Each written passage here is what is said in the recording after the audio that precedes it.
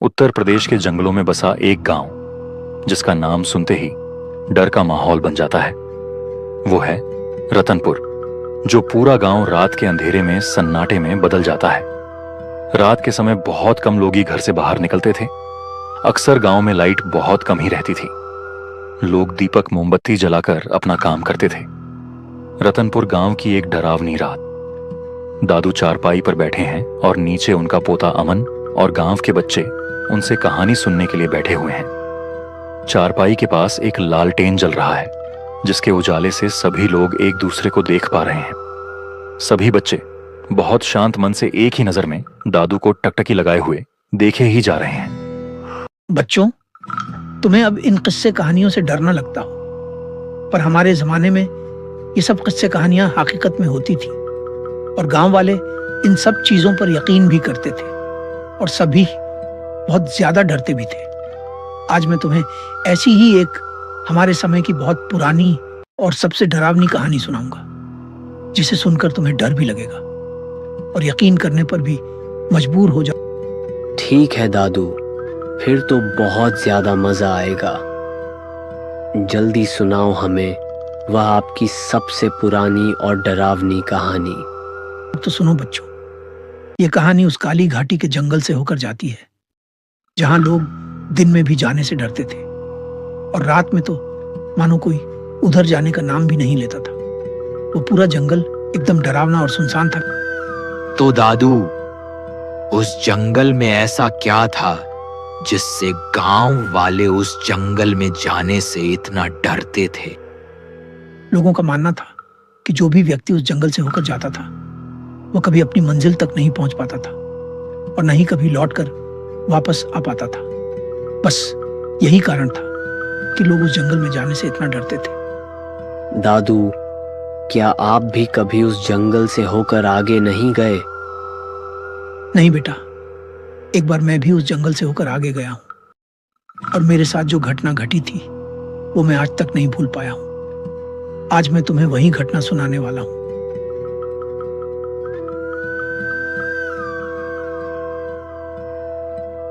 बात है आज से ठीक 30 वर्ष पहले की है, जब मैं रतनपुर से कुछ दूर देवघर के एक दफ्तर में काम करता था।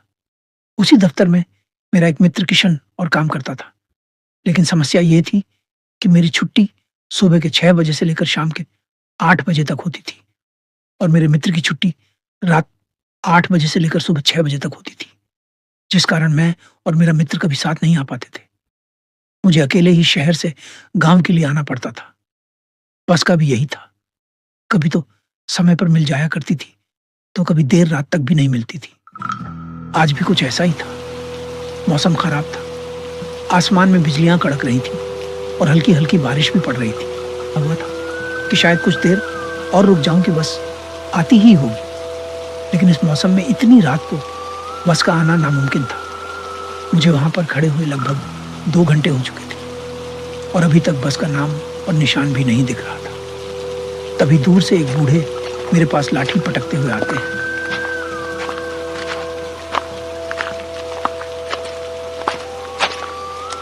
बेटा, मैंने देखा है तुम यहाँ पर पिछले 2-3 घंटों से खड़े हुए हो। कोई समस्या या परेशानी हो तो बताओ, मैं तुम्हारी मदद कर सकता हूँ। आप कौन हो और यहाँ इतनी रात को क्या कर रहे हो? मैं अपने घर जाने के लिए बस के इंतजार में यहाँ पर खड़ा हुआ हूँ। अभी तक तो बस आई नहीं और पता नहीं मुझे कब तक खड़ा रहना पड़ेगा। बेटा, मैं तुम्हें बता दूं कि इस समय यहाँ कोई बस नहीं आने वाली और बारिश भी अब धीरे धीरे तेज होती जा रही है। वैसे कौन सा गांव है तुम्हारा? मेरा गांव रतनपुर यहाँ से ठीक 10 किलोमीटर दूर है। अब मुझे समझ नहीं आ रहा कि मैं अपने गांव आखिर जाऊं तो जाऊं कैसे। बेटा, तुमने मुझे पहले क्यों नहीं बताया? रतनपुर को एक शॉर्टकट जंगल का रास्ता जाता है, जो यहाँ से तुम्हें लगभग 5 किलोमीटर दूर ही पड़ेगा। चाहे तो तुम उसी रास्ते से ही पैदल अपने घर जा सकते हो, क्योंकि इस समय बस का इंतजार किया तो तुम्हें सारी रात यहीं बितानी होगी। ये कहकर वो बूढ़ा व्यक्ति वहां से चला गया।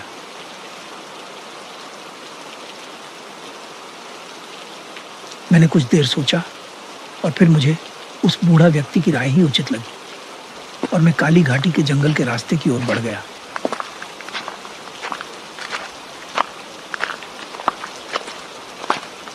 शुरुआत में तो सब कुछ ठीक लग रहा था।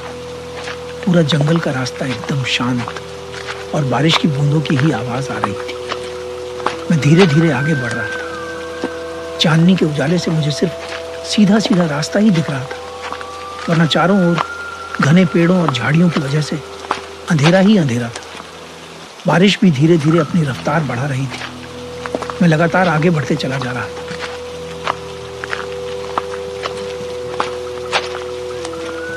जंगल से अजीब अजीब आवाजें, जैसे कभी किसी जानवर की तो कभी कभी किसी औरत के रोने की भी आवाज आ रही थी। मैं इन सभी आवाजों को नजरअंदाज करते हुए आगे बढ़ता जा रहा था। लेकिन तभी सामने एक बड़े वृक्ष के नीचे एक औरत, जिसने लाल साड़ी पहन रखी थी, अपना चेहरा छुपाए वहां पर खड़ी हुई रो रही थी। अंधेरा घुट होने की वजह से दूर से मैं ज्यादा कुछ नहीं देख पा रहा। मैंने सोचा गांव की ही कोई औरत होगी। बच्चों, तुम खुद ही सोचो, इस समय गांव की भी कोई औरत वहां पर पेड़ के नीचे आखिर क्यों रो रही होगी? बच्चे डरे हुए भाव में सिर्फ दादू पर नजरें गड्ढाए कहानी सुन रहे थे। फिर धीरे धीरे मैं साहस करके उस औरत के पास जाने की कोशिश करता। जैसे जैसे मैं उस औरत के नजदीक जा रहा था, वैसे वैसे उस औरत के रोने की आवाज और तेज होते जा रही थी। मैंने वहीं पर रुककर उससे पूछा, आप इस बहरान जंगल में इतनी रात को यहाँ पर क्यों रो रही हैं? फिर अचानक से उसकी रोने की आवाज हंसी में बदल गई और वो औरत जोर जोर से हंसने लगी।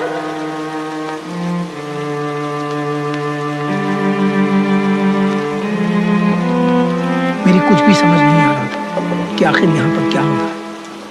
फिर मैंने उस औरत से गुस्से से पूछा, मुझे बताओ, तुम कौन हो और यहाँ पर क्यों इस तरह अजीब अजीब आवाजें निकाल रही हो? कभी रो रही हो तो कभी हंस रही हो। मेरी समझ नहीं आ रहा है, आखिर तुम हो कौन?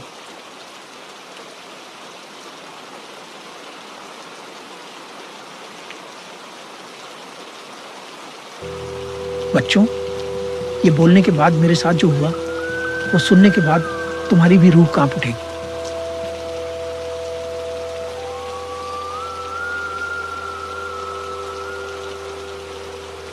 वो औरत अचानक से मेरे सामने आ जाती है। उसका चेहरा पूरा काला और आंखें पूरी लाल थी। मेरे सामने आकर वो जोर जोर से हंसने लगती है। बच्चे एकदम चुप बैठे हुए थे। डर के मारे उनकी सांस भी नहीं निकल रही थी। उस वक्त मैं चीखना चिल्लाना या फिर भागना तो चाहता था, लेकिन मुझे ऐसा महसूस हो रहा था कि मानो मेरी सारी ताकत किसी ने जकड़ ली। मैं एक जगह से हिल भी नहीं पा रहा था। उस समय मुझे लग रहा था कि अब मैं नहीं बच पाऊंगा। मेरे हाथ पांव काम करना बंद कर चुके थे। मेरी सारी शक्तियां उस माया ने अपने वश में कर रखी थी। माया ने अपनी शक्तियों से मुझे भी हवा में उठा लिया और वह मुझे खत्म करने के लिए आगे बढ़ ही रही थी। तभी कुछ दूर मंदिर से जोर जोर से घंटियां बजने की आवाज आने लगती है, जिससे वह पीछे हटने लगती है। उसके अंदर डर का भाव उत्पन्न होने लगता है। उस माया की चीख निकलने लगती है। देखते ही देखते वो धुएं की तरह वहां से गायब हो जाती है। मैं एकदम से नीचे जमीन पर आ गिरता हूं। लालटेन की लौ धीमी हो जाती है। चारों तरफ सन्नाटा छा जाता है। बच्चे अभी भी डरे हुए दादू को ही देख रहे हैं। दादू, सच में वह माया मंदिर की घंटियों के बजने से गायब हो गई थी। हाँ बच्चों, ये भगवान का ही एक करिश्मा था जो उस दिन मेरी जान बच गई। फिर मैं तेज कदमों से उस जंगल से निकलकर गांव आ गया और फिर मैंने यह शपथ ले ली कि कभी लौटकर वापस उस जंगल में नहीं जाऊंगा। गांव के बद्दे बुजुर्गों का कहना था कि वो औरत एक छलावा थी जो हर रात किसी न किसी की जान लेती रहती थी।